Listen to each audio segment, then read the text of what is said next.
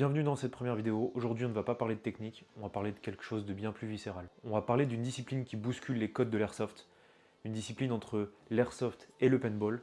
Aujourd'hui, on plonge dans le monde du speedsoft. L'airsoft a toujours été le petit frère timide du paintball, caché derrière les treillis et les scénarios militaires. Alors attention, je vois venir. J'en ai fait 5 ans et juste, je suis passé à autre chose. J'en avais marre de faire de l'airsoft traditionnel et je voulais quelque chose de plus compétitif finalement. Bref, le speedsoft, on enlève tout ce qui est superflu et on en fait un sport. En France, on a eu du mal à l'accepter.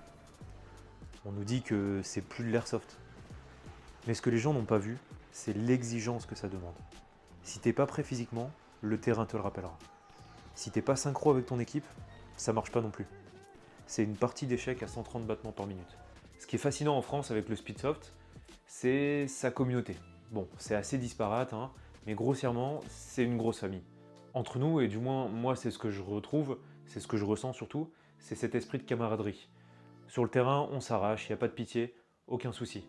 Par contre, on sort du terrain, et là, on retrouve réellement des amitiés, on retrouve réellement des collègues, des potes, etc. Et ça nous permet d'échanger réellement et de construire cette famille. Alors effectivement, on est plus petit que les États-Unis, que la Hollande, etc. Mais c'est un réel avantage pour nous parce que ça nous permet réellement de créer des liens et de revoir finalement toujours les mêmes personnes. On n'est plus des gamins en pyjama avec des répliques modifiées. Grâce au développement de certaines ligues en France, on a pu réellement prouver qu'on était des athlètes. Pour certains, ils ont pu aussi défendre les couleurs de la France sur certains championnats tant européens que mondiaux. Et ça, c'est réellement une fierté. Ça nous permet réellement de montrer que notre sport est un sport. Sur le terrain, on est des prédateurs. On ne fait pas de cadeaux. Mais dès que le buzzer sonne la fin de la partie, c'est la famille, c'est ce que je vous disais tout à l'heure. On partage nos réglages, on s'entraide. Il y a cette solidarité de niche. Je me souviendrai toujours, à mes débuts, d'avoir été écouté et discuté avec des joueurs bien en place dans la discipline, me donnant des conseils pour m'aider, sans me juger. Même joueur avec qui j'ai eu la chance de m'entraîner par la suite, à de nombreuses reprises, pour arriver là où j'en suis maintenant. C'est bien plus qu'un sport. Entre nous, c'est surtout une famille. Pourquoi j'aime ça? Je pense que c'est cette seconde. Cette seconde juste avant le bip. Quand tu sens ton cœur battre, tu sais, dans ton masque. Quand t'as ton doigt qui tremble sur ta queue détente. À ce moment-là, t'es absolument plus le mec qui va en cours, ou le mec qui travaille dans un bureau. T'es là, à 100%. Les psychologues appellent ça le flow. Scientifiquement, c'est fascinant. Ce qui se passe, c'est ton cortex préfrontal, tu sais, celui qui réfléchit tout le temps, qui te juge.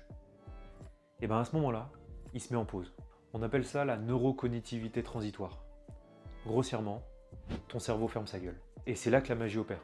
Ça booste tes réflexes, ça aiguise ta vue, et tu perds cette notion du temps. C'est pour ça que des fois, tu as cette sensation de voir les billes arriver au ralenti sur le terrain.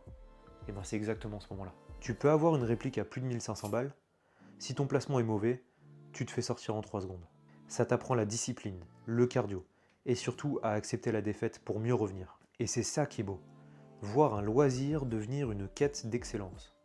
C'est une danse brutale certes, mais c'est une danse. C'est cette quête de la perfection dans le chaos qui me fait revenir chaque week-end. C'est ultra additif. Alors comme je disais précédemment, effectivement une réplique ça peut valoir 1500 balles. Et on me demande souvent pourquoi est-ce que j'ai une réplique à 1500 balles, tout ça pour tirer des billes en plastique. Ben, je vais vous répondre simplement. Un pilote cherche forcément le meilleur moteur, dans le meilleur châssis, pour faire la meilleure voiture, pour faire le meilleur temps. Et ben en speed c'est la même chose. Si ça vaut 1500 balles, c'est qu'il y a une raison. Mais c'est pas tout. On va aller chercher le petit détail et les petits réglages pour être sûr que cette réplique à 1500 balles vaille le coup, qu'elle soit personnalisée à notre goût et surtout que ça devienne l'extension de notre bras. Et puis, on va pas se mentir, le côté gear, c'est-à-dire le matos, bon, ça fait un peu aussi partie de la passion. Le fait d'avoir une nouvelle réplique dans une belle boîte flambant neuve, ça fait toujours plaisir. Le fait de recevoir de nouveaux équipements, ça fait toujours plaisir. Le fait de customiser ces équipements, ça fait aussi très plaisir. Et puis ton équipement, c'est aussi un peu ton identité. C'est de l'orfèvrerie finalement.